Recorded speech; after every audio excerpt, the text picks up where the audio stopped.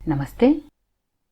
ఎద్దనపూడి సులోచనారాణి గారి నవల బందీ 7వ భాగం, చివరి భాగం.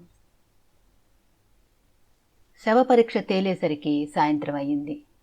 కవిత ఊపిరి బిగబట్టి హాస్పిటల్కి వెళ్ళిన హరి, వేణువుల రాక కోసం ఆదుర్దాగా ఎదురుచూస్తోంది. జయ మోకాళ్ల మీద గడ్డం ఆనించుకుని నిర్జీవంగా మాట పలుకు లేకుండా కిందకి చూస్తూ కూర్చుంది.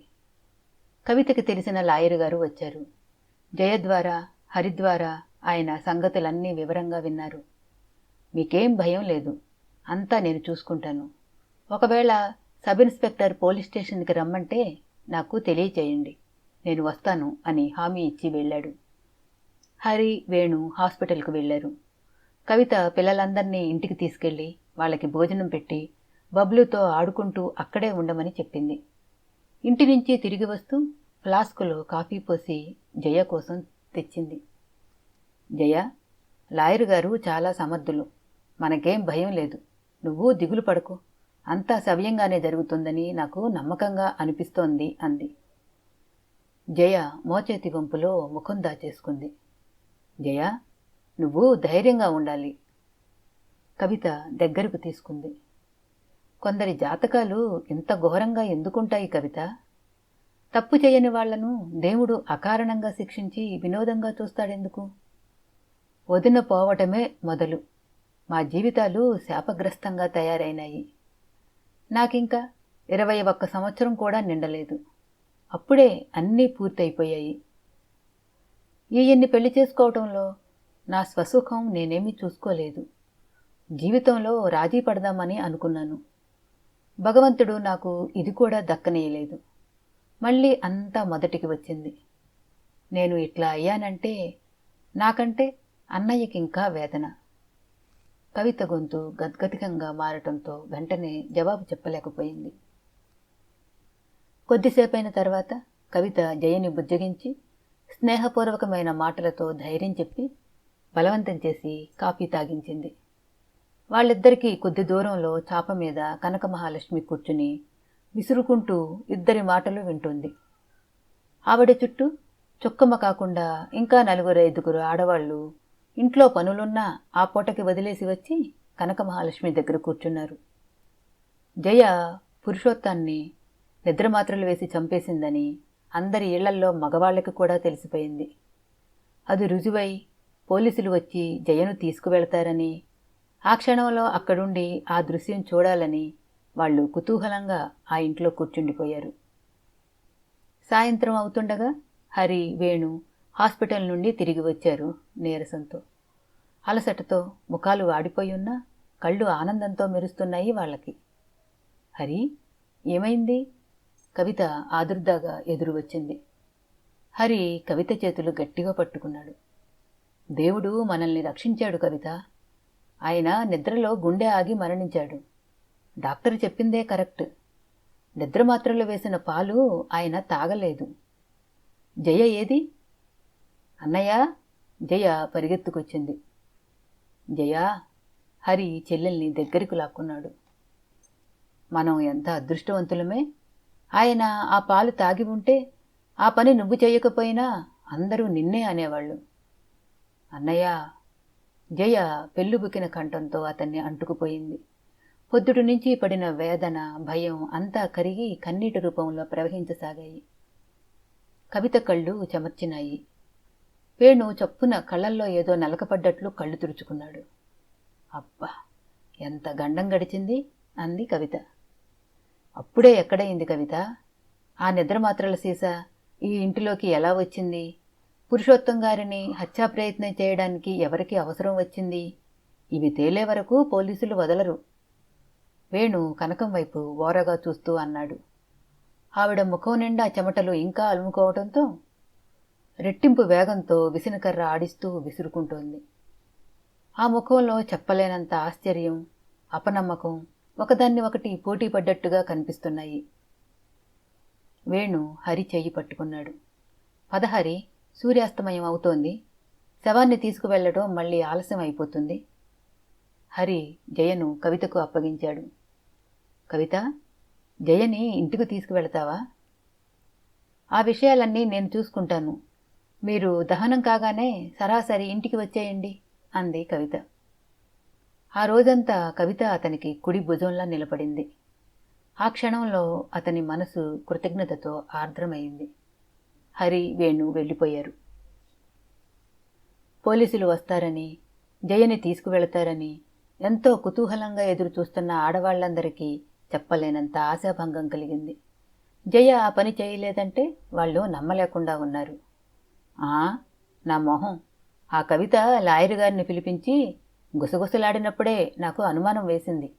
వీళ్ళేదో మసిపూసి మారేడుకాయ చేస్తున్నారని. నేను అప్పుడే అనుకున్నాను. డబ్బుకి లొంగంది ఏముందమ్మా ఈ రోజుల్లో అంటూ చుక్కమ్మ దీర్ఘం తీసింది. చుట్టూ ఉన్న ఆడవాళ్లంతా అవునన్నట్లుగా తలూపారు. ఇంతలో వాకిట్లోంచి కనకమ్మగోరు అంటూ కేక వినిపించింది. చుక్కమ్మ లేచి వెళ్ళి ఆవిడ లోపలున్నారు రా అంటూ పిలిచింది. ఆ వచ్చిన వ్యక్తి పక్కింటి మేడలో పనిచేసే తోటమాలి. అతని చేతిలో నిర్జీవంగా వేలాడుతున్న బలిసిన నల్ల పిల్లి ఉంది. ఈ పిల్లి మీదే కదుటండి, మా అమ్మగారు చెప్పారు. మా మొక్కల మధ్య చచ్చి పడి ఉంది. ఎప్పుడు చచ్చిందో ఏమిటో అంటూ చూపించాడు. దాన్ని చూడగానే విసురుకుంటున్న కనకం చెయ్యి ఒక్కసారిగా ఆగిపోయింది. ముఖం కాలిన కాగితంలా నల్లగా అయ్యింది. అవును, ఈ పిల్లి ఆవిడ పెంచుకున్నదే. పాడు పిల్లి. మా ఇంట్లో పాలు పెరుగు బ్రతకనిచ్చేది కాదు. ఒక ఆవిడ విసుక్కుంది. మా అమ్మగారు మీరు దీనికోసం వెతుక్కుంటారేమోనని చూపించి పారేయమన్నారు అంటూ వెళ్ళిపోయాడు. చూసావా జయ, పురుషోత్తం గారి కోసం నిద్రమాత్రలు వేసిపెట్టిన పాలు పాపం ఆ పిల్లి తాగి ఉంటుంది. దాని ప్రాణం కాస్త హరీమంది అంది కవిత విషయమంతా అర్థమైనట్లుగా. కనకం నిశ్చేష్టురాలైనట్లుగా చూస్తూ శిలాప్రతిమలా కూర్చుండిపోయింది. ఆ రాత్రి ఇరుగు పొరుగు ఆడవాళ్లంతా రేడియోల్లో వార్తల్లా భర్తలకి జయ పురుషోత్తం గారిని హత్య చేస్తే కవిత, హరి లాయర్ గారి సహాయంతో డాక్టర్లని డబ్బుతో పట్టుకుని ఆయన సహజంగా పోయినట్లుగా తప్పుడు రిపోర్టు తెచ్చుకుని కేసు లేకుండా చేసుకున్న వైనం వివరించారు. పురుషోత్తం గారు పోయి 15 రోజులైంది. హరి ఇంట్లో ఆ రోజున మధ్యాహ్నం వేళ జయ మంచం మీద కూర్చుని వేళ్లతో జుట్టు చిక్కు తీసుకుంటోంది. ఇల్లంతా నిశ్శబ్దంగా ఉంది. పిల్లలంతా స్కూల్ నుంచి ఇంకా తిరిగి రాలేదు. హరి ఎవరో డబ్బు ఇవ్వాలని అడిగి తీసుకురావడానికి వెళ్ళాడు. కవిత ఆఫీసుకు వెళ్ళింది. పక్క వాటాలో పరాంకుశం గారి భార్య కూడా లేదు. ఆవిడ కూతురుని తీసుకుని సినిమాకి వెళ్ళింది. రామకృష్ణ కాఫీ తాగి మళ్లీ పడుకున్నాడు. ఈ 15 రోజుల నుంచి కవిత ప్రియ బాంధవిలా తోడుగా ఉంటూ చల్లటి మాటలు చెప్పి సేదతీరుస్తూ ధైర్యం నూరిపోస్తూ జయలో అలుముకున్న వైరాగ్యపు చీకటిని పారదోలడానికి ప్రయత్నిస్తోంది. జయ ఆలోచనలు పరిపరి విధాలు పోతున్నాయి. ఎంత వద్దనుకున్నా పురుషోత్తం రాసిన విల్లు సంగతే మాటిమాటికి గుర్తుకొస్తోంది. పురుషోత్తం గారు పోయిన 10వ రోజున ఆయన కర్మకాండలన్నీ ముగిసిన అనంతరం ఆ సాయంత్రం ఆ ఇంటి లాయరు గారు ఇంకో 2 పెద్ద మనుషులను వెంటబెట్టుకుని వచ్చాడు. హరి, వేణు, చుక్కమ్మ, కవిత, కనకం అందరూ అక్కడే ఉన్నారు. లోపల పిల్లలకు తల దూవుతున్న జయని కూడా రమ్మనమని పిలిచి ఆయన విల్లు తీసి చదవటం ప్రారంభించాడు. అందులో ముఖ్యాంశం ఇది: ఆస్తి అంతా పిల్లల పేరిట రాసి జయని గార్డియన్గా నియమించాడు. జయ ఇష్టానుసారంగా వాళ్ళకి చదువులు పెళ్లిళ్ళు చేయమని కోరాడు. ఇప్పుడు ఉంటున్న ఇల్లు, బ్యాంకులో తన పేరు మీద ఫిక్స్డ్ డిపాజిట్లో ఉన్న 20,000, మొదటి భార్య నగలు జయకి సర్వాధికారాలతో సంక్రమిస్తాయి. ఆ 20,000తో ఆమె చదువు కొనసాగించి తన జీవితానికి ఒక వ్యాపకం కలిగించుకోమని కోరాడు. జయ మీద తనకి పూర్తి నమ్మకం ఉందని, ఆమె చేతిలో పిల్లల భవిష్యత్తు ఎలాంటి ఒడిదుడుకులు లేకుండా సక్రమంగా సాగుతుందని తను ఈ విధమైన ఏర్పాటు చేస్తున్నట్లుగా పేర్కొన్నాడు. పిల్లలు ఎవరైనా ఎదురు తిరిగినా జయ ఆదేశించినట్లు సక్రమమైన శిక్షణలోకి రాకపోతే వారికి ఈ ఆస్తి మీద ఎలాంటి అధికారం లేకుండా పోతుందని సూచించారు. ఈ ఆస్తి అంతా తన స్వార్జితమని, దీని మీద ఎవరికీ ఏ విధమైన హక్కులు గాని అధికారాలు గాని లేవని స్పష్టంగా పేర్కొన్నాడు. లాయర్ గారు చదివిన విల్లు ఎవరికీ ఆనందం కలిగించలేదు. పురుషోత్తం మరణంతో జయకి ఈ ఇంటితో ఉన్న సంబంధం ఇంతటితో తెగిపోవాలని కోరుకుంటున్న హరికి ఇబ్బందిగా తోచింది. ముసలాడు పోతూ పోతూ జయకి ఇదొక ఉచ్చు బిగించాలని చూశాడు. వేణు కోపంగా మనసులో తిట్టుకున్నాడు. ఇంత చిన్నపిల్ల, ఆ పిల్లల బాధ్యత ఏం స్వీకరిస్తుంది అనుకుంది కవిత. ఆశ దీని కడుపుడక ఇంటికి 20,000 రూపాయలకి అధికారిణి అయ్యింది అనుకుంది చుక్కమ్మ. కనకం అడుగు ముందుకేసి లాయర్ గారి దగ్గరికి వచ్చింది. లాయర్ గారు, ఈ విల్లు ఎప్పుడు రాశాడు ఆయన అంది తీక్షణంగా చూస్తూ. ఆయన పోవడానికి 15 రోజుల ముందు రాసి రిజిస్టర్ చేశారు. అంతా అబద్ధం. ఇది దొంగ విల్లు. ఆయన రాయలేదు. ఈ ఇల్లు, నగలు ఆయన తదనంతరం నాకు చెందేట్లో రాశానని ఆయన రాసిన ఉత్తరం నా దగ్గర ఉంది జేవురించిన ముఖంతో అంది. ఏది చూపించండి అన్నాడాయన. కనకం లోపలికి వెళ్ళి పెట్టి తీసి ఉత్తరం తెచ్చి ఆయన చేతికి ఇచ్చింది. ఆయన కళ్ళజోడు సర్దుకుని దాన్ని శ్రద్ధగా చదివాడు. చూడమ్మా, ఇందులో విల్లులో ఆ విధంగా రాస్తున్నాను అని ఉంది, కానీ ఆయన అప్పుడు విల్లు రాయలేదు. ఈ ఉత్తరం ఆయన మీకు ఏడాది కిందట రాసింది. తర్వాత అభిప్రాయం మార్చుకుని ఉండొచ్చు. ఉత్తరం తిరిగి ఇచ్చేస్తూ అన్నాడు.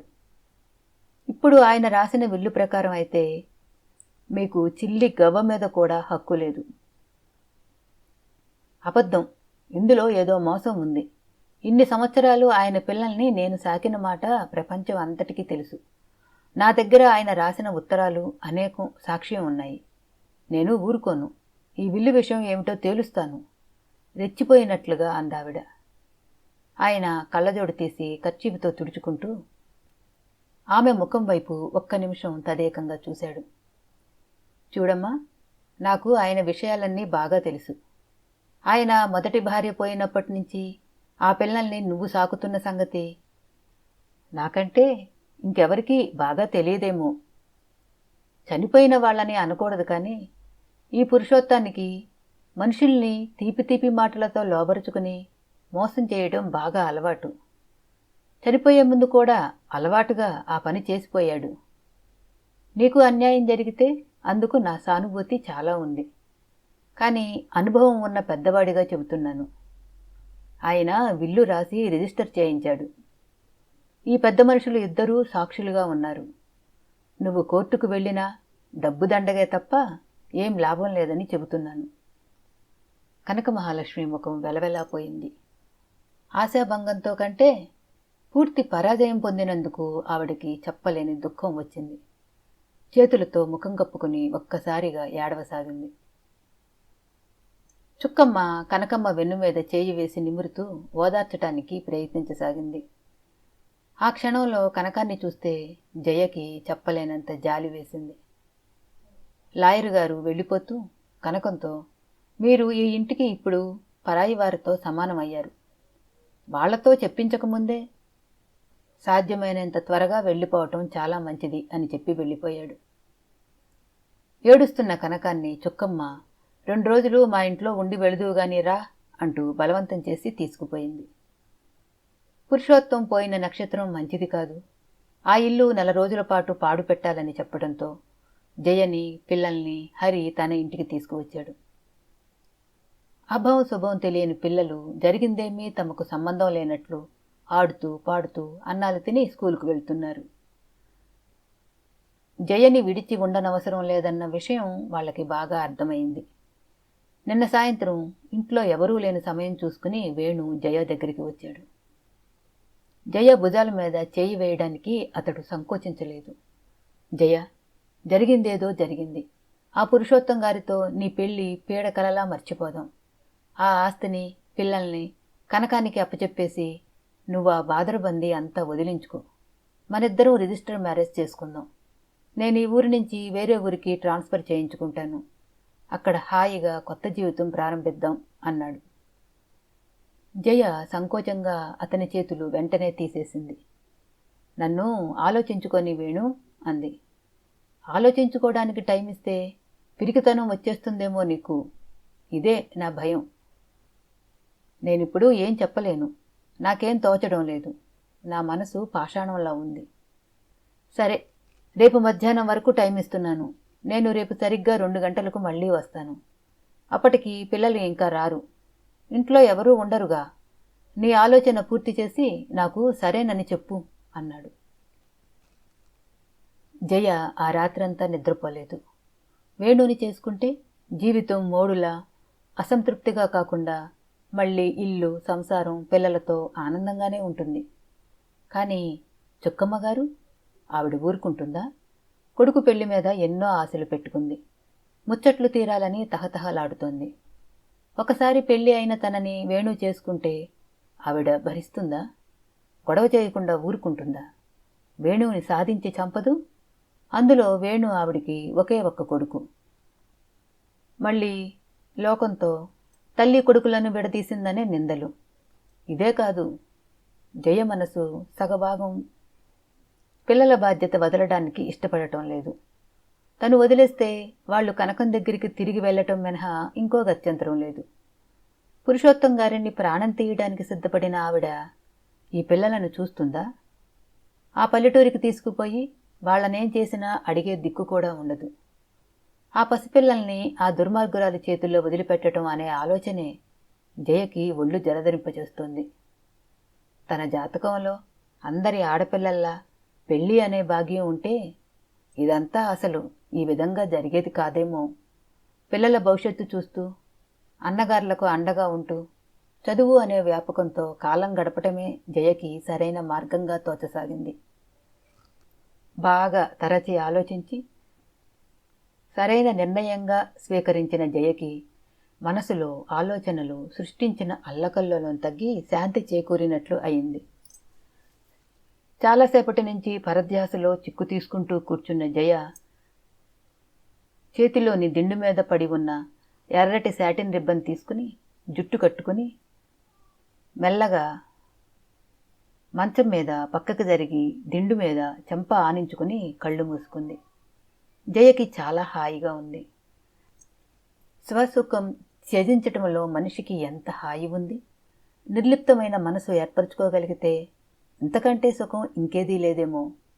కళ్ళు మూసుకున్న జయకి మనసు పూర్తి ప్రశాంతతను సంతరించుకోవడంతో తేలికగా అనిపించి నిద్రమత్తు సన్నటి తెరలా వచ్చింది. ఉన్నట్టుండి మంచం దగ్గర అలికిడి అయింది.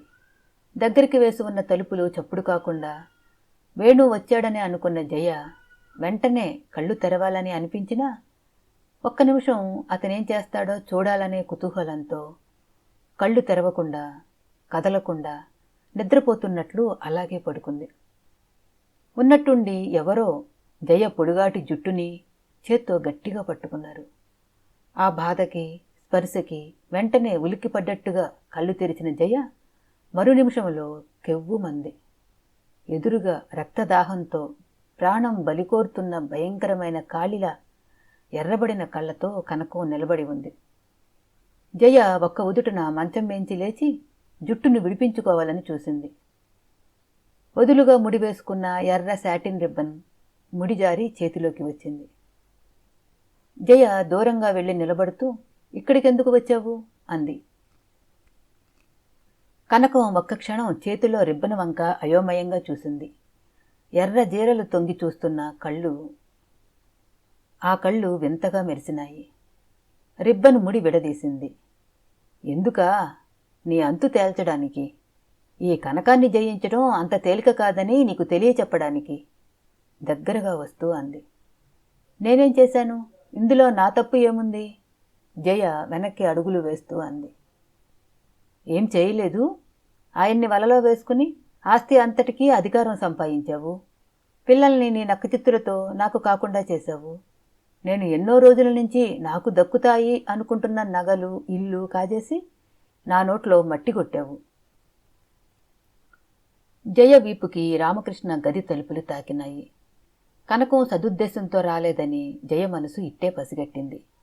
ఆవిడితో ఒంటరిగా ఉండటం క్షేమం కాదని మనసు హెచ్చరించింది.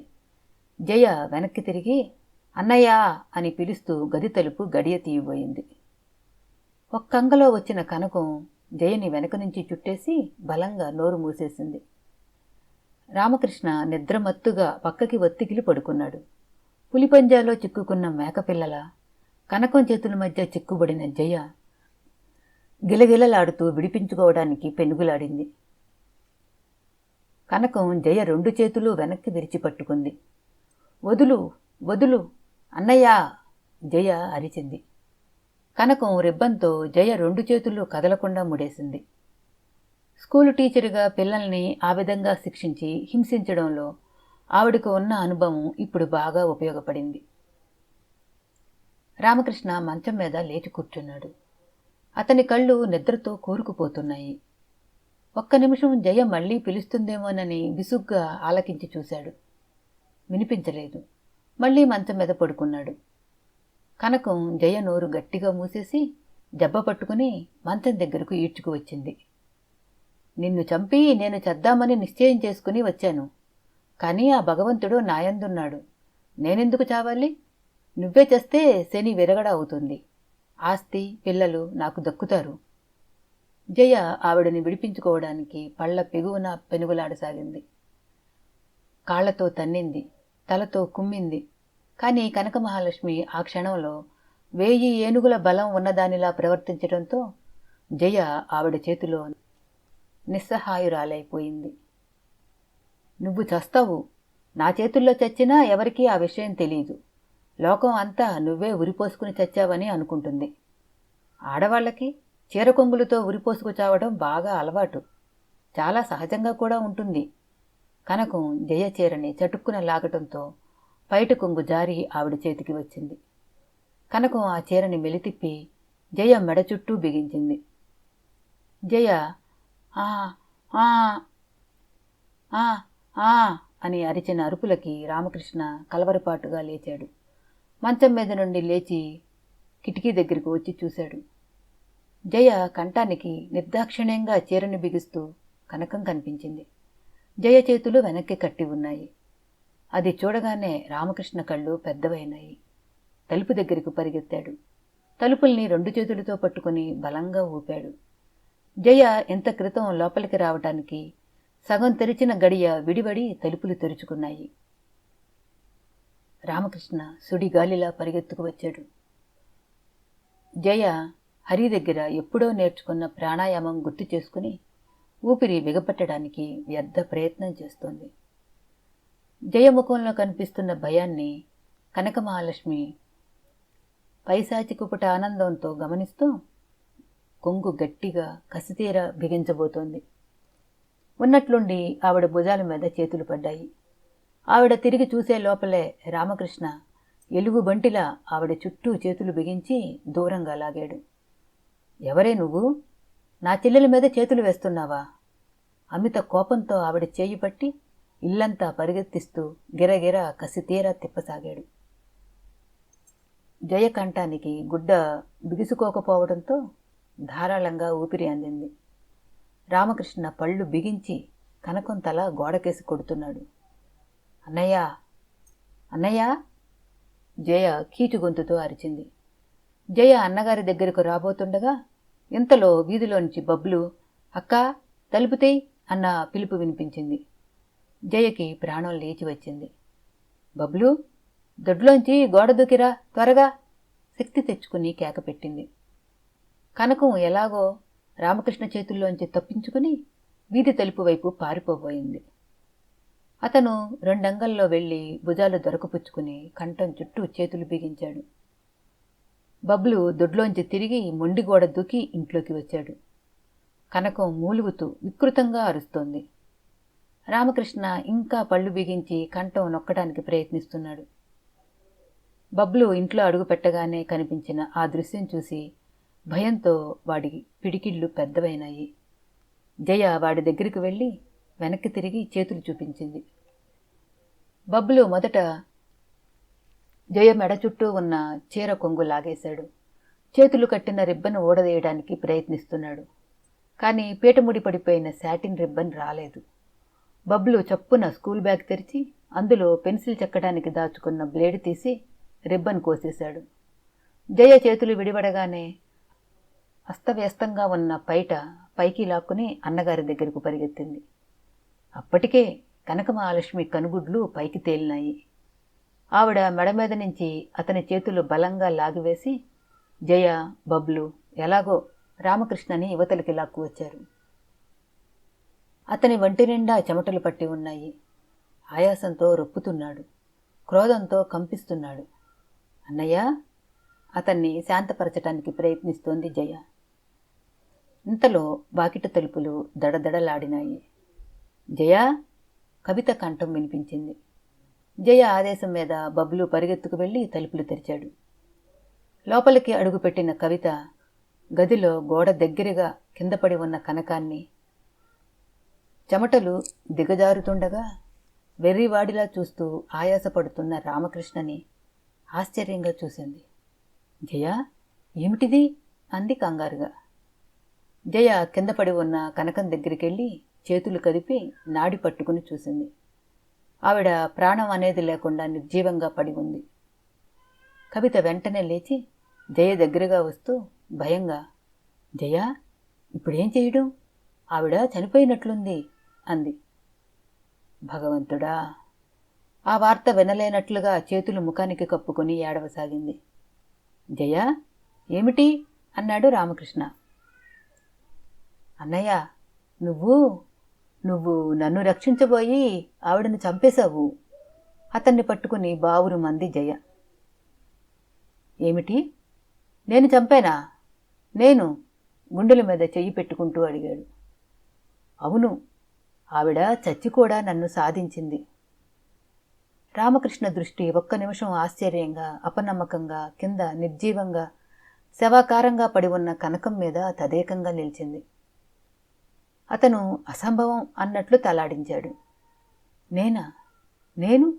నేను? అస్పష్టంగా గొణుక్కుంటూ చేతుల వైపు చూసుకున్నాడు. నిర్ఘాంతపోయినట్లు, మాట రానట్లు నిలబడిపోయాడు. అతని తలలో ఉన్నట్లుండి పోటు ప్రారంభమైంది. అది క్రమంగా కణతలంతా వ్యాపించి తల మీద 1000 సమ్మెటలు బాదినట్లుగా, భరించలేనట్లుగా అయింది. కళ్ళు తిరిగినట్లయి అతను శూన్యంలోకి తడుముకుంటున్నట్లుగా చేయి జాస్తూ జయా అన్నాడు. మరుక్షణంలో జయ బలం అంతా ఉపయోగించి ఆపకపోయినట్లయితే చాప చుట్టలా కింద పడేవాడే. కవిత, జయ ఇద్దరూ కలిసి రామకృష్ణని ఎలాగో గదిలో మంచం మీదకి చేర్చి పడుకోబెట్టారు.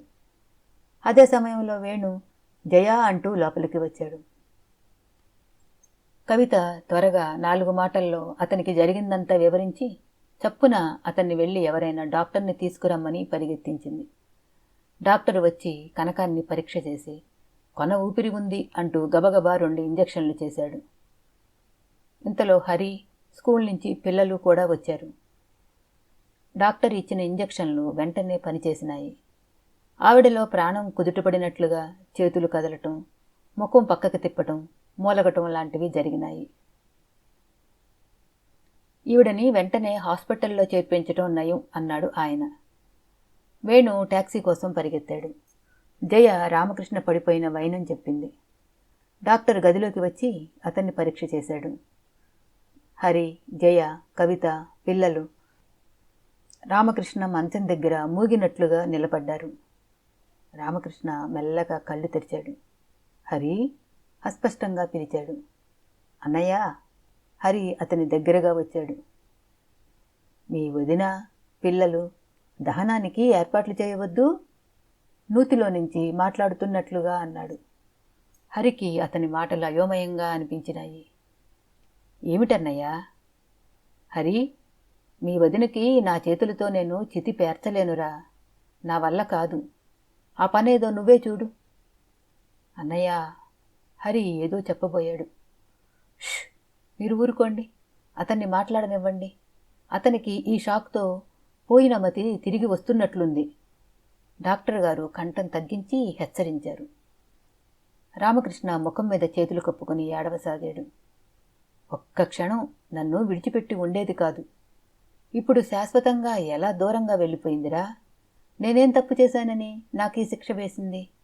నేనెలా బ్రతకాలిరా? నా వల్ల కాదురా హరి. అన్నయ్య.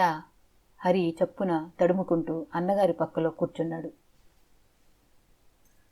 దేవుడు మా అన్యోన్యత చూడలేక ఇలా విడదీసినట్లున్నాడు.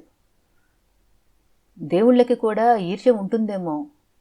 ఎన్నెన్ని అనుకున్నాం, నీ పెళ్ళి, జయ పెళ్ళి చేయాలని, పిల్లల భవిష్యత్తు ఉన్నతంగా ఉండేట్లు చూడాలని, ఇల్లు కట్టుకోవాలని, కారు కొనుక్కోవాలని ఎన్ని అనుకున్నావురా మేము.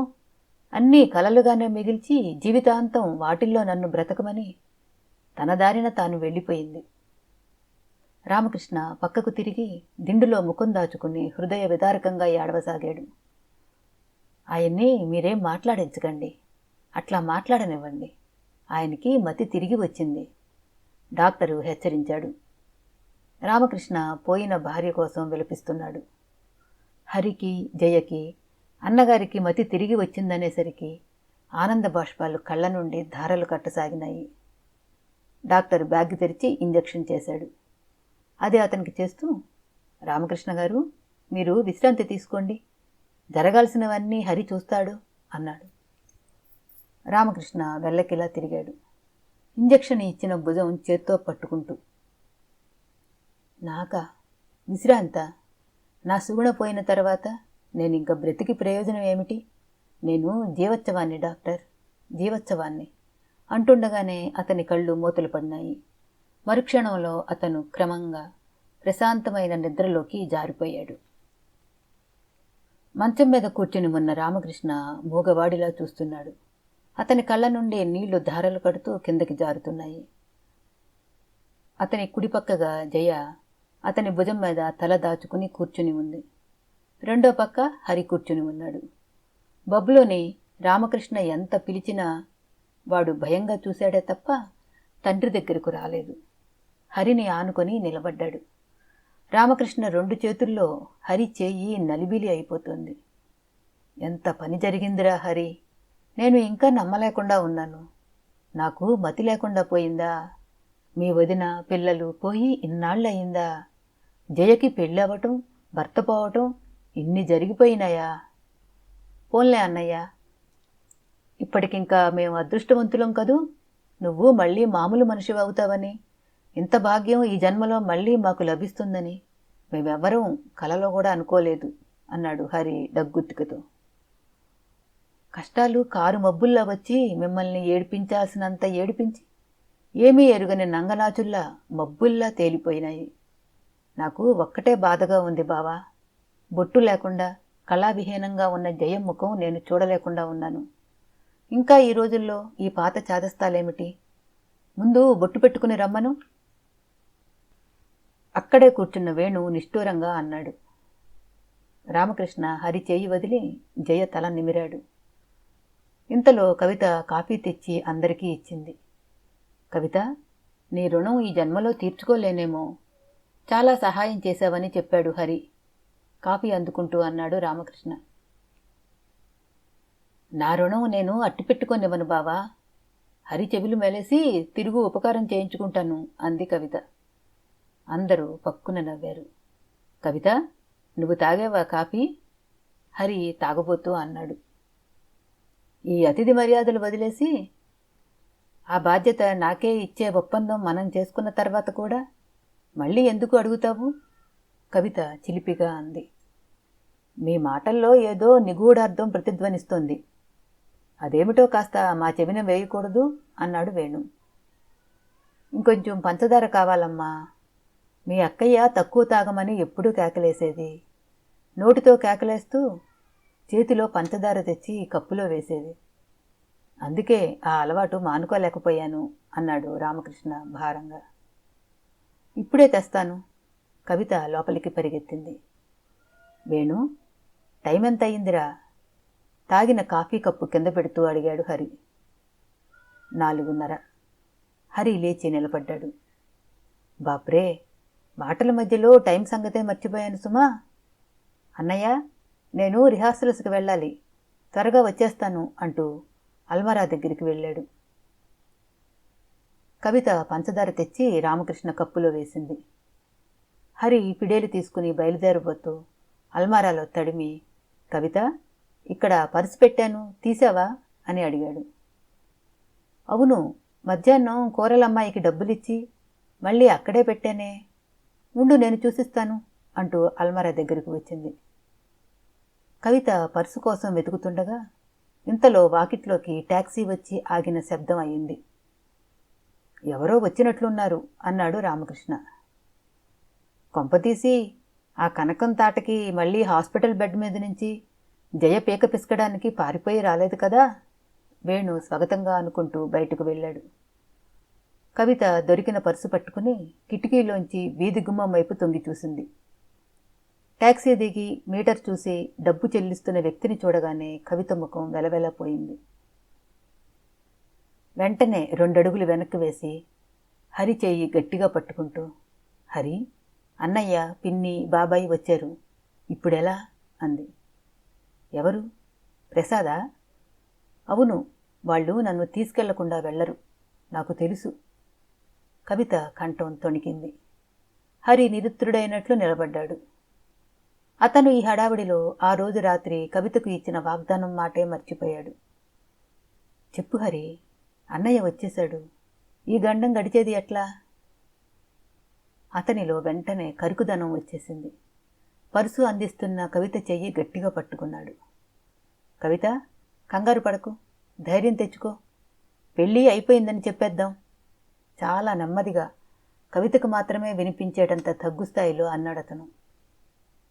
కవిత గుమ్మం వైపు వీపు పెట్టి లోపలికి వస్తున్న వారిని చూడనట్లే నిలబడింది. ఏది, నా పర్సు కనిపించిందా? మామూలుగా అన్నాడతను. ఇదిగో. కవిత పర్సు అతని జేబులో పెడుతోంది. రామకృష్ణ అప్పటికే వచ్చిన వారిని చూసి బయటికి వెళ్ళి రండి రండి అని ఆహ్వానిస్తూ లోపలికి తీసుకువస్తున్నాడు. జయ కాఫీ కప్పులన్నీ తీసుకుని లోపల పెట్టడానికి వెళ్ళింది. వచ్చింది ఎవరు కవిత? అన్నాడు హరి. అన్నయ్య, పిన్ని, బాబాయి వచ్చారు, అప్పుడే చూసినట్లుగా అంది కవిత. ప్రసాద్ కవితని నక్కసిక పర్యంతం చూస్తున్నాడు. అన్నయ్య, కవిత ఆత్మీయంగా పలకరిస్తూ చప్పున అతని దగ్గరకు వెళ్ళబోయింది. కానీ అతని చూపుల మహత్యం ఏమిటో గాని అంత దూరంలోనే ఆగిపోయింది. బాగున్నావా అన్నయ్య? భయం భయంగా అడిగింది. కూర్చోండి కూర్చోండి. అమ్మా కవిత, వెళ్ళి మంచినీళ్ళు తీసుకురా, కాఫీకి పాలున్నాయో లేదో చూడు. కుర్చీలు వరుసగా జరుపుతూ హడావిడి చేస్తున్నాడు రామకృష్ణ. అల్లుడు గారు, మిమ్మల్ని మళ్ళీ ఇలా చూస్తుంటే అసలు మీకు మతి చాంచల్యం వచ్చిందా లేక పొరపడ్డామా అనిపిస్తోంది. ఇప్పుడు మీరు మళ్ళీ ఈ విధంగా మాలో ఒకరుగా తిరుగుతారని అనుకోలేదు. ఈ ప్రపంచంలో అప్పుడప్పుడు ఏవో వింతలు జరుగుతూ ఉంటాయి అంటారే, ఇలాంటివే కాబోలు అన్నాడు కవిత పినతండ్రి. పినతల్లి కూడా ఎంతో సంతోషం నటిస్తున్నా ఆవిడ చూపులన్నీ కవిత మీదే ఉన్నాయి. ఆవిడ లోపలికి అడుగుపెట్టేసరికి కవిత హరితో చనువుగా దగ్గర నిలబడిన దృశ్యం చూడగానే మనసులోనే భగ్గుమని మండిపోయింది. ప్రసాద్ మాత్రం ఏం మాట్లాడలేదు. అతనికి రామకృష్ణ కుటుంబంతో అంతగా పరిచయం లేదు. సీరియస్గా చూస్తూ కాలు మీద కాలేసుకుని కూర్చున్నాడు.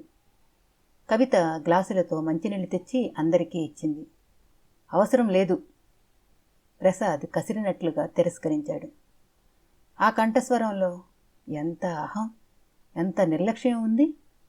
హరి చెవులు పసిగట్టకపోలేదు.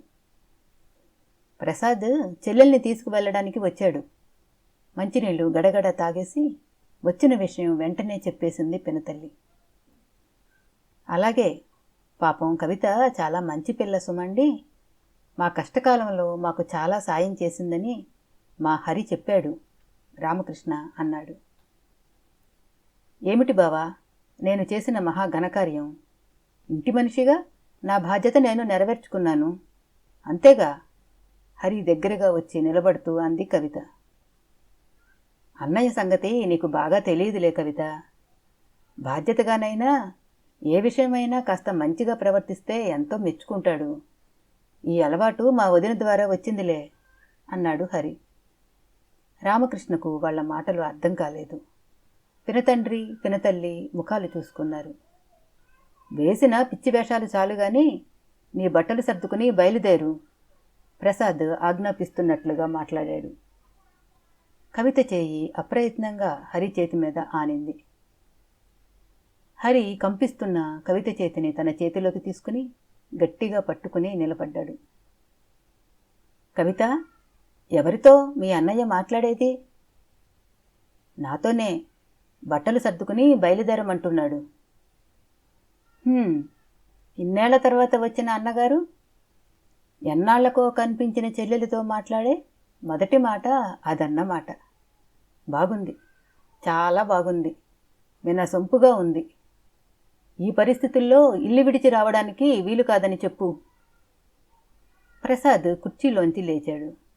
అసలే ఎండాకాలం, అందులో అతను ఫుల్ సూట్లో ఉన్నాడు. వెధవ ఇల్లు, ఫ్యాన్ కూడా ఉన్నట్లేదు. చెమటలు పోసి ప్రాణం ఉక్కిరి విక్కిరైపోతోంది. అతని కోపం రెట్టింపైనట్లుగా ఆగ్రహపడ్డాడు. నా చెల్లెల్ని నేను తీసుకువెళ్ళడానికి మధ్యలో నీ బోడి సలహాలేమిటి? అడగని ప్రశ్నలకు అనవసర సమాధానాలు చెప్పకు. మీ చెల్లెలు ఇంకొకరి భార్య అయ్యిందని తెలుసుకోమంటున్నాను. విషయం తెలుసుకోకుండా మాట్లాడవద్దంటున్నాను. ఏమిటేమిటి? విశాలమ్మగారు లేచి వచ్చింది. ఏమిటి నువ్వనేది? ప్రసాద్ రెట్టించాడు. కవిత, నువ్వు చెబుతావా, నేను చెప్పనా? నేను చెబుతాను. పిన్ని, నేను హరి మేమిద్దరం పెళ్లి చేసుకున్నాం. ఏమిటి? అందరూ నివ్వెరపోయారు. ఏమిటి? రామకృష్ణ వాళ్ళని పక్కకి నెట్టి ముందుకు వచ్చాడు. అతని ముఖం సంభ్రమాశ్చర్యాలతో వెలిగిపోతుంది. ఏమిటమ్మా, నిజమా? యారా హరి, నిజమేనా? కవిత చెబుతోందిగా అన్నయ్య. హరిస్వరంలో కాస్తంత తొట్టుపాటు కనిపించింది. ఇంత మంచి వార్త నాకింతవరకు చెప్పలేదేమిరా? ఇద్దరి భుజాల మీద చేతులు ఆనించాడు. నేను మొత్తుకోవటం లేదురా, అది ఇట్లాంటిదేదో అఘాయిత్యం చేస్తుందని నువ్వే జాప్యం చేస్తూ వచ్చావు. ఏమయ్యా హరి, దానికి బుద్ధి లేకపోతే పోయింది. నీకైనా ఎలా జ్ఞానం లేకపోయింది? మాతో ఒక్క మాటైనా చెప్పావా? ఇది నీకు న్యాయమేనా? ప్రపంచంలో మగవాళ్లే కరువైనట్లు అసలు ఈ గుడ్డివాడినలా చేసుకుంది పిన్ని. అవునులే, ఇలాంటి వాడైతే ఇష్టం వచ్చినట్లు ఆడించవచ్చు. హరి చెక్కిళ్ళు ఎర్రబారినాయి. అవమానాలు భరించాల్సి వచ్చినప్పుడు మనసు అదుపులో పెట్టుకుని రాయిలా నిలబడటం అతనికి అలవాటే.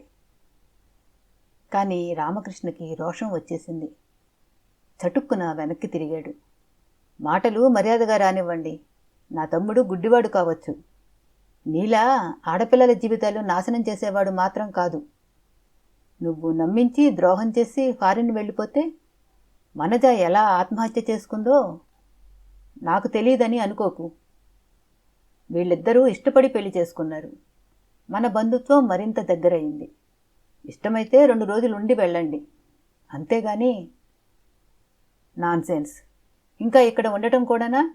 పిన్ని, పద. కావాలని కట్టుకుందిగా ఈ స్వర్గం. దాని చావు దాన్ని చావని. జన్మలో దాని మొహం చూడవద్దు మనం. ప్రసాద్ దూకుడుగా వీధి గుమ్మం వైపు దారి తీశాడు. దాని సంగతి సరేరా, మరి ఆస్తి? పినతల్లి లబలబలాడింది. ప్రసాద్ వెనక్కి తిరిగి కవిత వైపు కత్తులు నూరుతున్నట్లుగా చూశాడు. ఆస్తిలో చిల్లి గవ్వ కూడా దానికి దక్కదు. నేను ఆ పాఠం దానికి నేర్పే ఈ దేశం నుంచి వెళతాను. పెద్ద పెద్ద అడుగులు వేసుకుంటూ వెళ్ళాడతను. గత్యంతరం లేనట్లుగా పినతల్లి పినతండ్రి ఓడిపోయిన సేనాపతుల్లా అనుసరించారు అతన్ని. హఠాత్తుగా గాలి దుమారం వీచి సద్దుమణిగినట్లు వచ్చిన వాళ్లు వెళ్ళిపోవటంతో ఇల్లంతా ప్రశాంతత ఆవరించింది. హరి రిహార్సల్కి వెళ్ళి ఇంకా రాలేదు. రామకృష్ణకి డాక్టర్ వచ్చి ఇంజెక్షన్ ఇచ్చి వెళ్లడంతో విశ్రాంతిగా పడుకున్నాడు. కవిత లోపల పిల్లలకి అన్నాలు పెడుతోంది. జయ పిల్లలకి పక్క వేయడానికి ముందు గదిలోకి వచ్చింది. అక్కడ కుర్చీలో కూర్చుని పుస్తకం తిరిగేస్తున్న వేణు జయని చూడగానే పుస్తకం పక్కన పెట్టి లేచాడు. నువ్వా? ఇంటికి వెళ్ళిపోలేదు? అంది జయ ఆశ్చర్యంగా. లేదు. నీతో ఒక్క నిమిషం ఒంటరిగా మాట్లాడాలని ఉండిపోయాను. జయ కళ్ళు రెపరెపలాడినాయి. అతను అడగబోయేదేంటో జయ ఊహించలేనిది కాదు. జయ, నాకు ఈ ఊరి నుంచి ట్రాన్స్ఫర్ అయింది. సోమవారం వెళ్ళిపోవాలి. జయ చూపులు నేలకి వాలిపోయినాయి. నేను అడిగిన విషయం ఏం చేశావు? నాకు నువ్వు సమాధానం చెప్పనే లేదు. జయ కళ్ళెత్తి చూసి ఏదో చెప్పబోయి సాధ్యం కానట్లు మళ్ళీ తలదించుకుంది. చెప్పు జయ, సంకోచించకు. నువ్వేది చెప్పినా అది మనిద్దరి మధ్య ఉండిపోతుందని వాగ్దానం చేస్తున్నాను. వేణు జయ చేతులు అందుకోబోయాడు. కానీ జయ దూరంగా జరిగి నిలబడింది. వేణు, నా మీద పిల్లల బాధ్యత ఉందని నీకు తెలుసు. వాళ్ళని అన్యాయం చేయడం నాకు ఇష్టం లేదు. నా వల్ల కాదు. అంత మాట ఎవరంటారు జయ? ఆ బాధ్యతని చేతులు దులుపుకోమని నేను అనడం లేదుగా. నేను అడిగేది మనిద్దరి సంగతి. ఆ పిల్లలని అంత మంచి మనసుతో నువ్వు దగ్గరికి తీసినప్పుడు ఆ మంచి పనికి నేను సాయపడలేనంటావా జయ? నేను వాళ్ల కోసం ఏం కష్టపడనవసరం లేదు. వాళ్ల ఆధారం ఏదో వాళ్ళకి ఉండనే ఉంది. నేను నిన్ను ఆ పిల్లలకి దూరం అయ్యి నన్ను పెళ్లి చేసుకోమనటం కాదు జయ. నీకు ఆ భయం ఏమీ వద్దు. వేణు, జయ తన చెవుల్ని తనే నమ్మలేనట్లుగా చూసింది. ఆ కళ్ళల్లో ఏదో పెద్ద భారం దింపుకున్న ఆనందం కనిపిస్తోంది. నువ్వు వాళ్ళకి పెంపుడు తల్లి అయినట్లే నేను పెంపుడు తండ్రిని అవుతాను. వాళ్ళ బాధ్యత నువ్వు సక్రమంగా నెరవేర్చడంలో నీకు అండగా ఉంటాను. నువ్వు బాగా ఆలోచించుకో జయ. ఈసారి నాకు నువ్వు చెప్పాల్సిన జవాబు నోటి మాటతో కాదు. వేణు జేబులోనికి చెయ్యిపోనిచ్చి అందులో నుంచి చిన్న వెండి కుంకుమ భరిణె తీశాడు. అది జయ చేతుల్లో పెట్టి గుప్పిట మూస్తూ, రేపు నేను వచ్చేసరికి నువ్వు ఇందులో ఉన్న బొట్టు పెట్టుకుని కనిపించాలి. నీ అంగీకారానికి నాకదే సమాధానం. నువ్వు ఇష్టపడితే మన పెళ్లికి మీ అన్నయ్యని నేను సులువుగా ఒప్పించగలను. జయ అంగీకరిస్తే నాకేమి అభ్యంతరం లేదురా వేణు అని హరి అననే అన్నాడు. వస్తాను జయ. రేపు నన్ను నిరుత్సాహపరచకు. ఆ ఆశతోనే నిశ్చింతగా నిద్రపోతాను. గబగబా అనేసిన వేణు గిరుక్కున వెనక్కి తిరిగి వెళ్ళిపోయాడు. జయ నిశ్చేష్టురాలైనట్లుగా చాలాసేపు చేతిలో కుంకుమ భరిణ వైపే చూస్తూ ఉండిపోయింది. రామకృష్ణకు ఇంకా నిద్ర రావడం లేదు. మంచం మీద దిళ్లకు ఆనుకుని కళ్ళజోడు పెట్టుకుని సుగుణ ఎప్పుడో రాసిన ఉత్తరాన్ని తీసుకుని చదువుకుంటున్నాడు. ఈ జీవితానికి ఇక ఈ అనుబంధం తెగిపోయింది. మళ్ళీ ఎప్పుడో. నేను లేకపోతే మీరు మనిషే కారు. సుగుణ తరచుగా అనే మాట గుర్తుకు వచ్చింది. ఆ మాట ఎంత నిజం. ఇన్నాళ్ళు అక్షరాల అలాగే బ్రతికాడు. అతను చేతిలో ఉత్తరం మడిచి దిండు కింద పెట్టి ఆల్బం తీసుకుని చూడసాగాడు. అది తన జీవితంలో లేదు. ఏరి ఆ ముద్దులు మూటగట్టే పిల్లలు? ఏది ఆ చిరునవ్వుతో చెంతకు చేరే ఇల్లాలు? అతని మనసంతా వేదనమయంగా అయింది. బాధ నిగ్రహించుకుంటున్నట్లుగా కళ్ళు మూసుకున్నాడు. కవిత పాల గ్లాసు చేతితో పట్టుకుని లోపలికి వచ్చింది. బావా అని పిలిచింది. అతను ఉలిక్కిపడ్డట్టుగా కళ్ళు తెరిచాడు. కవిత పాల గ్లాసు అందించింది. హరి ఇంకా రాలేదా? అతను పాలు తాగగానే ఖాళీ గ్లాసు అందుకుని కవిత వెళ్ళిపోలేదు. ఏమిటమ్మా అన్నాడు. బావా, నా ఆస్తి నాకు రాకుండా చేసే అధికారం అన్నయ్యకి ఉందా? ఆస్తి నీ పేరు మీదనే రాసి ఉంటే అతనికి ఎలాంటి అధికారమూ లేదు. ఒకవేళ నిన్ను బాధ పెట్టడానికి ఏమైనా పిచ్చి వేషాలు వేస్తాడేమో.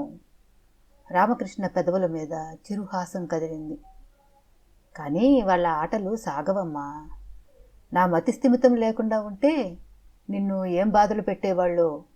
ఇప్పుడు నీకు ఆ భయం ఏమీ లేదు. హక్కుదారుగా నీకు రావాల్సిందే నీకు రాకుండా ఎవరూ ఎలాంటి అన్యాయం చేయలేరు. చెయ్యనివ్వను.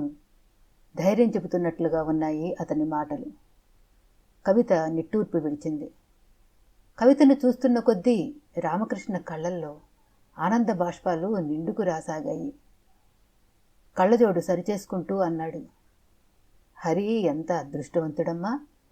ఈ క్షణంలో వాళ్ళ వదిన ఉంటే హరి భార్యగా నిన్ను చూసి ఎంత సంతోషించేదో. రత్నం లాంటి పిల్ల దొరికిందని మురిసిపోయి ఉండేది. ఆవిడికి ఎప్పుడూ హరి పెళ్లి గురించిన గొడవే. కవిత తొట్రుపాటుగా చూసింది. మీరు క్షమిస్తానంటే ఒక మాట చెబుతాను. ఏమిటది?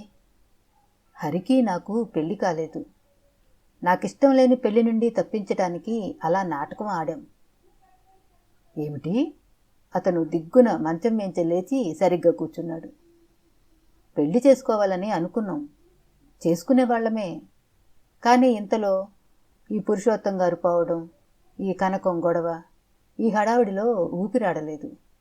మీ చేతుల మీదుగా ఆ శుభకార్యం మాకు జరిపించే అదృష్టం ఉండబట్టే ఇలా జరిగిందేమో.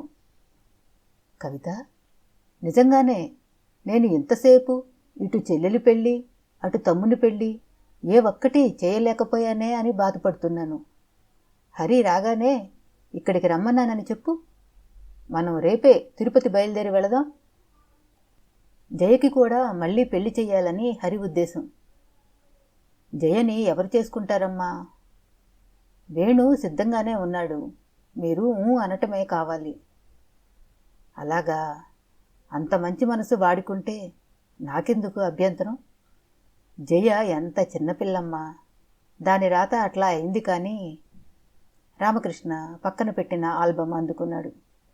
కవిత తలుపులు చేరవేసి మెల్లగా యువతలకి వచ్చేసింది. రాత్రి చాలా పొద్దుపోయింది.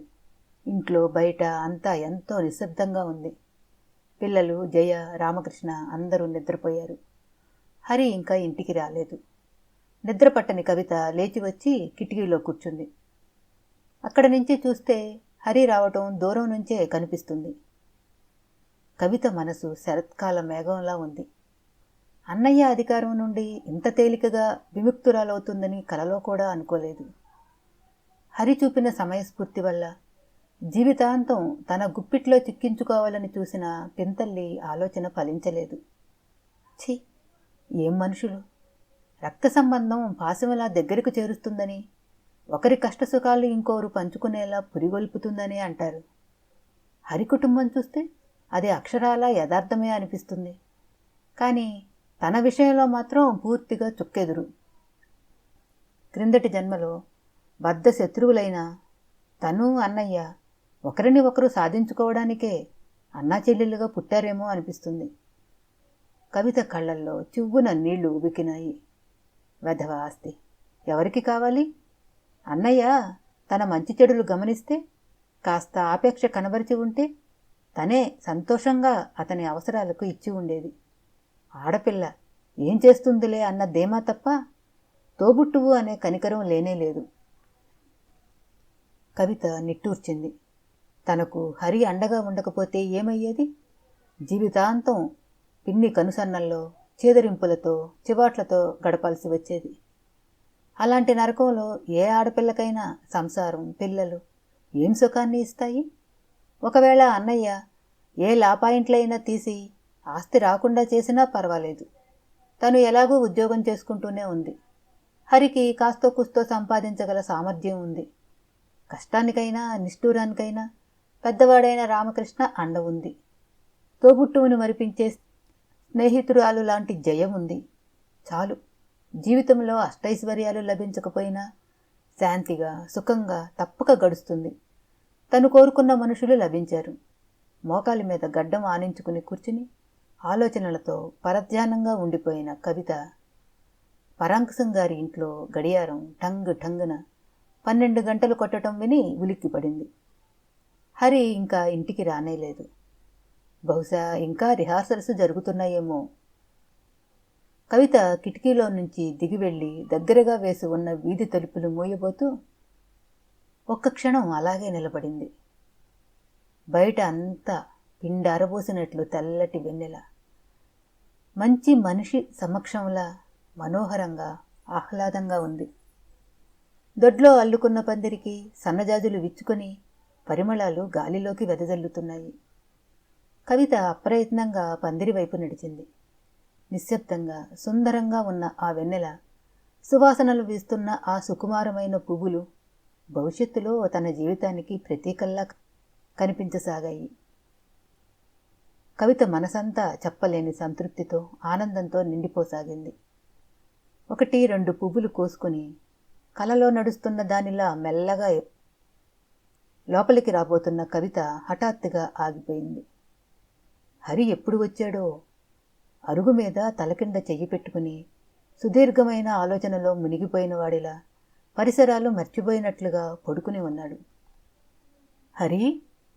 అతను ఉలిక్కిపడ్డట్టుగా చప్పున లేచి కూర్చున్నాడు. ఎంతసేపయింది వచ్చి? దగ్గరగా వస్తూ అంది. అరగంట పైగా అయ్యింది. నువ్వు మేలుకునే ఉన్నావని అనుకోలేదు. అన్నయ్య నిద్రపోయాడా? ఇంట్లోకి రాకుండా ఇక్కడ కూర్చున్నావేం? ఊరికినే. నేను నీకోసం ఎదురు చూస్తూ కూర్చున్నాను.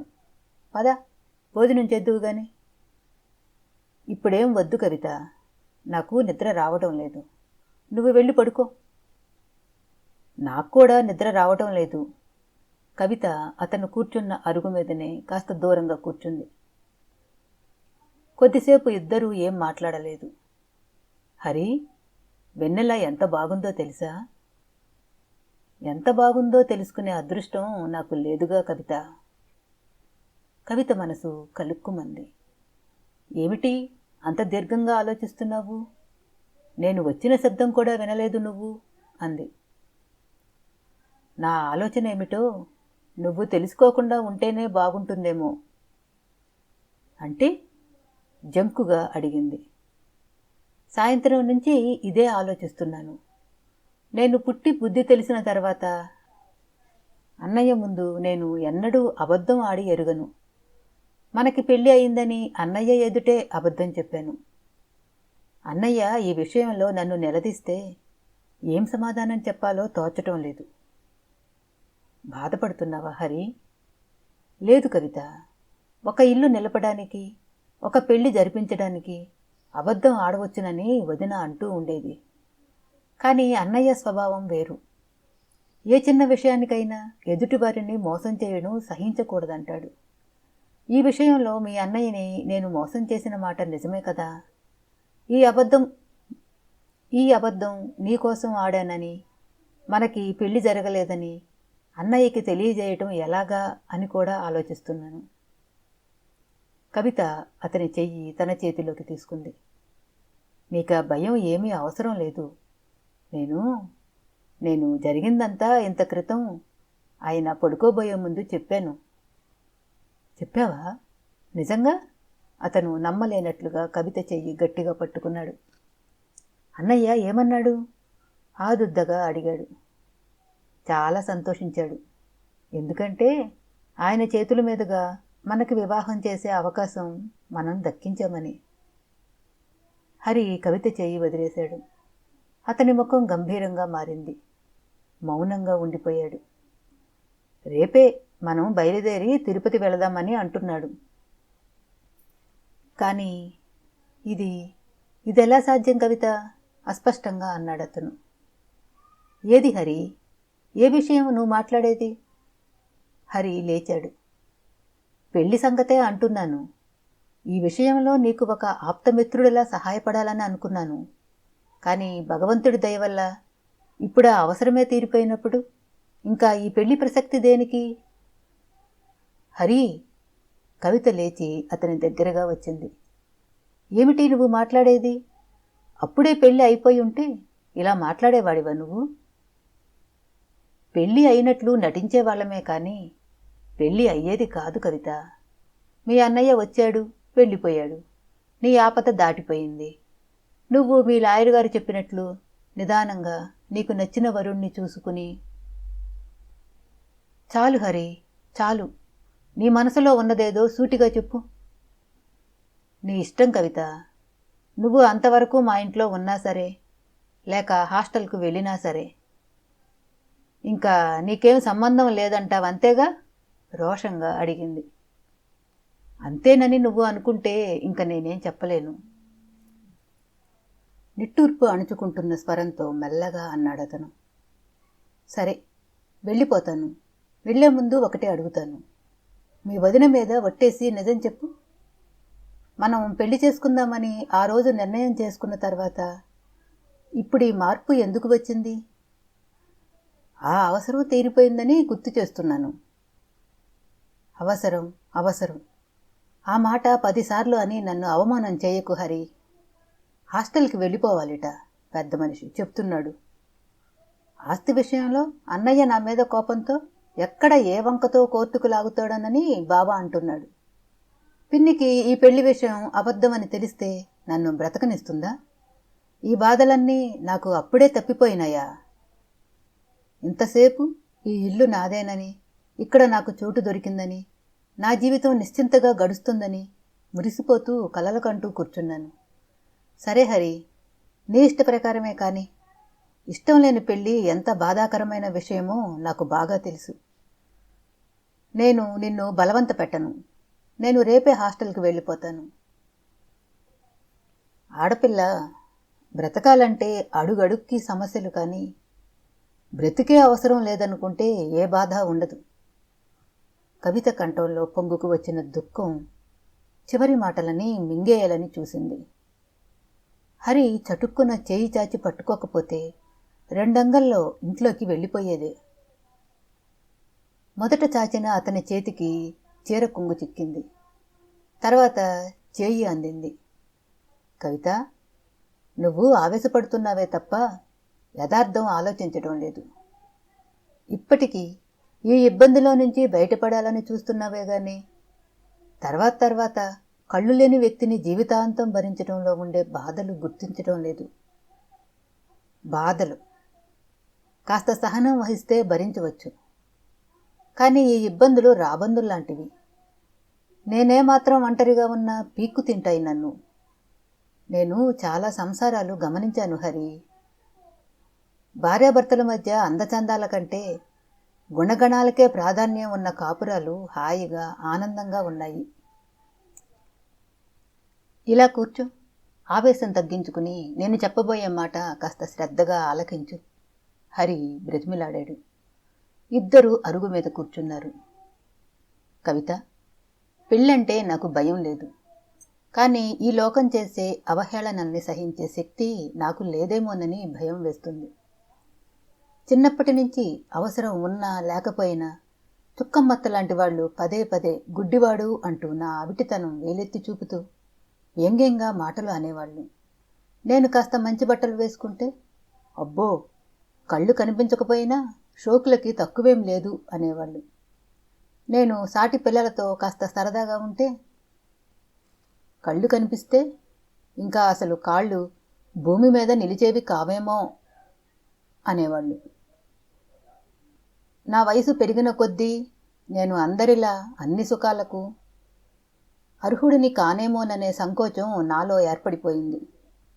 దుఃఖం, ఆనందం రెండూ నాలోనే దిగమింగుకోవటం నేర్చుకున్నాను. అన్నయ్య ప్రేమ, వదిన అభిమానం నన్ను ఈ మాత్రం మనిషిగా నిలబెట్టాయేమో. సుందరి పరిచయం నా జీవితంలో మరో దురదృష్టం. నిజం చెప్పాలంటే నాలో పిరికిగా బ్రతుకుతున్న మనిషిని చావు దెబ్బ కొట్టి కొన ఊపిరి మాత్రం మిగిల్చి వెళ్ళింది. వదిన పోవడం, అన్నయ్యకు మతి తప్పడం, జయ పెళ్ళి నన్ను ఇవి మొండిగా బ్రతికేలా చేశాయి. నాలాంటి వాడికి పెళ్ళి ఎందుకు కవిత? ఈ ప్రపంచం చేత నా భార్య గుడ్డివాడి పెళ్ళాం అని అవహేళనకు గురి కావడానికేగా. అంతేకాదు, నాకు పుట్టబోయే పిల్లలకి కూడా నా దురదృష్టం వస్తే అది ఎంత భయంకరమో ఊహించు నువ్వు. ఒక్కోసారి ఆలోచిస్తే ఈ గుడ్డితనం చేతిలో బందీగా చిక్కిన నాకు ఈ జీవితం చెరసాలలాగా అనిపిస్తుంది. ఎప్పుడెప్పుడు ఇది ఛేదించుకుని విముక్తి చెందుదామా అనే ఆవేశం కలుగుతుంది. ఈ అవిటితనపు సంకెళ్ళు ఈ జన్మకి నా చేతుల నుంచి వీడిపోవు. నేను బందీని కవిత. ఏ జన్మలోనో చేసిన పాపానికి ఈ జన్మలో శిక్ష అనుభవిస్తున్న ఖైదీని. భార్యని ఏం సుఖపెట్టగలను? నాకు పెళ్ళెందుకు? హరి, హరి ఆవేశంతో ప్రతిధ్వనిస్తున్న అతని మాటలు వింటూ చిత్తరువులా అయిన కవిత హఠాత్తుగా అతని భుజాలు పట్టి దగ్గరకు తీసుకుంటూ అంది. హరి, ఎంత పొరబడుతున్నావు? నా సమస్యలు చూడు. జయ జీవితం గురించి ఆలోచించు. మీ అన్నయ్య ఎన్నాళ్ళు గడిపిన స్థితి ఏమిటి? ఎవరి జీవితానికి వారు ఏదో రకంగా పంజరంలో పక్షుల్లా బందీల్లాగానే బ్రతుకుతున్నారు. భగవంతుడు ఇచ్చిన పరిధిలోనే, అవకాశం ఉన్నంతలోనే మనం మనంగా బ్రతకటం నేర్చుకోవాలి. నువ్వు భార్యను ఎందుకు సుఖపెట్టలేవు? నిన్ను అర్థం చేసుకోగలిగిన భార్య వస్తే స్వర్గం చూపించగల నేర్పు ఉంది నీలో. నీ పిల్లలకి నీ పోలిక వస్తుందేమో అని నువ్వెందుకు భయపడాలి? నీకు ఈ దురదృష్టం వచ్చింది కానీ నీ తల్లిదండ్రులకు దృష్టిలోపం ఏం లేదే. అవిటితనం ఉన్న దంపతులకి రత్నాల్లాంటి సంతానం కలగటం ఎన్నో కుటుంబాల్లో చూస్తూ ఉంటాం. జీవితాన్ని గురించి భయపడకు హరి. నేను మొదటే చెప్పాను, నేను అతి మామూలు ఆడపిల్లని. నాకు భవిష్యత్తు మీద ఇంద్రధనస్సుల్లాంటి కోరికలు లేవు. మనిషికి సుఖం అనేది చాలా వరకు మనశ్శాంతిలోనే ఉంటుందని మాత్రం నాకు బాగా తెలుసు. హరి చాలాసేపు ఆ మాటల్ని మననం చేసుకుంటూ వాటి అర్థాన్ని మనసుకు సమన్వయపరుచుకున్నట్లుగా అలాగే కూర్చుండిపోయాడు. కొద్దిసేపు అయిన తర్వాత నిట్టూర్చి లేచి సరిగ్గా కూర్చుంటూ, సరే కవిత, నీకింత ధైర్యం ఉంటే నేను కాదనటం ఎందుకు అన్నాడు. పెళ్ళికి ఒప్పుకున్నట్లేనా? కానీ ఒక షరతు. మళ్ళీ ఏమిటి? నేను రేపు మళ్ళీ డాక్టర్ దగ్గరకు వెళ్ళి కళ్ళు చూపించుకుంటాను. ఆయన ఏమాత్రం ఆశ చెప్పినా నాన్సెన్స్. ఆ రిస్క్ నేను భరించను. ఆపరేషన్ కావాలంటే చేయించుకో, కానీ దానికి పెళ్ళికి ముడిపెట్టకు. మనం రేపే తిరుపతి వెళదాం. నువ్వింత మొండిదానివని నాకు తెలియదు సుమా. హరి కవిత చేతులు అందుకున్నాడు. నర్సు వచ్చి హరికి ఇంజెక్షన్ ఇచ్చి వెళ్ళింది. అతను ఇంకో 5 నిమిషాల్లో ఆపరేషన్ థియేటర్లోకి వెళ్ళబోతున్నాడు. మంచం పక్కన నిలబడిన రామకృష్ణ హరి తల మీద చెయ్యి వేసి నిమిరాడు. హరి, ఈసారి అయినా కరుణించమని భగవంతుడిని ప్రార్థిస్తున్నానురా. అన్నయ్య. హరి అన్నగారి చేతిని తడిమాడు. రామకృష్ణ ఆరోగ్యం మామూలు స్థితికి వచ్చింది. వారం రోజుల క్రితం తిరుపతిలో హరికి, కవితకి, జయకి, వేణుకి అతనే స్వయంగా దగ్గరుండి వివాహం జరిపించాడు. హరి పెళ్ళికొడుకు అలంకరణతో కవితతో కలిసి నమస్కరించడానికి వచ్చినప్పుడు చూసిన రామకృష్ణకి సుగుణ ఆత్మకి శాంతి చేకూరి ఉంటుందనే తృప్తి కలిగింది. బాబాయ్, ఆ గదిలో నుంచి మళ్ళీ ఎప్పుడు బయటికి వస్తావు అని అడిగాడు బబ్లు. హరి బబ్లుని దగ్గరికి తీసుకున్నాడు. త్వరగా వచ్చేస్తానురా. వాళ్ళు నిన్నేం చేస్తారు? కత్తులతో కోస్తారా? లేదురా, మీ అందరిలా నేను కూడా చూసే అదృష్టం నాకు ఇచ్చి పంపిస్తారు. అయితే త్వరగా వెళ్ళు మరి. ధైర్యంగా ఉండరా, మేమంతా ఉన్నాం, నీకేం పర్వాలేదు అన్నాడు వేణు. అన్నయ్య, నీకు మళ్ళీ స్పృహ వచ్చే వరకు ఇక్కడే ఉంటాం అంది జయ. రండి, టైం అయింది. వీల్ చైర్ తోసుకుంటూ వచ్చింది నర్సు. హరి నర్సు సాయంతో అందులో కూర్చున్నాడు. అతను ఆశించినట్లు కవిత రాలేదు దగ్గరికి. కవిత, చివరికి అతనే పిలిచాడు. కవిత పలకలేదు. నిశ్శబ్దంగా దగ్గరకు వచ్చి చేయి అందించింది. హరి చిరు చెమటలు పట్టిన ఆ అరచేతిని వేళ్లతో తడిమాడు. భయపడుతున్నావా? తగ్గు స్వరంతో అడిగాడు. ఐ డోంట్ కేర్ అని మొదటే చెప్పాను, జేరుపోయిన కంఠంతో అంది. ఆ తర్వాత కూడా చాలాసార్లు అన్నావు. ఏది? ఆఖరిసారిగా ఇప్పుడు ఒక్కసారి ఆ మాట చెప్పు. హరి నవ్వుతూ అడిగాడు. హరి, కవిత కంఠం వణికింది. కళ్ళల్లో నీళ్లు ఉబికినాయి.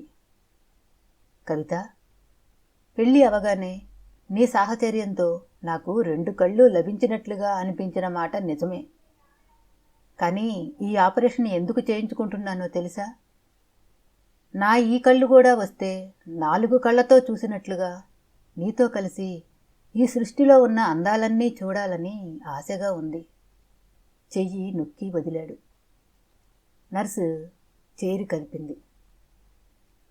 కవిత కన్నీళ్లు బిగబట్టుకుంటూ గోడవైపు తిరిగింది. హరి ఆపరేషన్ టేబుల్ మీద పడుకున్నాడు. ఆ గదిలో ఏదో ఘాటు వాసనలు అతన్ని ఉక్కిరి బిక్కిరి చేస్తున్నాయి. సున్నితమైన ఆయుధాల చప్పుడు వినిపిస్తోంది. డాక్టర్లు మెల్లగా మాట్లాడుకుంటున్నారు. హరి కళ్ళు మగతగా మూతలు పడసాగినాయి. అతని చెవుల్లో సన్నగా వదినగారి కూనిరాగం వినిపిస్తోంది. ఆ పాట క్రమంగా అంతరించి దూరం నుంచి 1000 వేణువుల నాదం వినిపించసాగింది. 100 ఫిడేళ్లు రాగాలాపన మొదలుపెట్టినాయి. అతనికెంతో ఇష్టమైన కవితా రాగం ఆలపిస్తున్నాయి అవి. పంజరంలోంచి బయటపడిన పక్షిలా అతని మనస్సు రెక్కలు విదిలిస్తోంది. పంజరంలో నుంచి స్వేచ్ఛ లభించిన దానిలా ఆనందంతో ఉక్కిరి బిక్కిరవుతూ ఆ శబ్ద తరంగాల్లో ఐక్యమై దూర తీరాలలో కనిపిస్తున్న ఆశల రెమ్మల వైపు రెక్కలు చాచుకొని సాగిపోతోంది. కవిత, రామకృష్ణ, జయ, వేణు, బబ్లు అందరూ గది బయట నమ్మకంతో, ఆశతో మూసిన తలుపుల వైపు వేచి చూస్తున్నారు.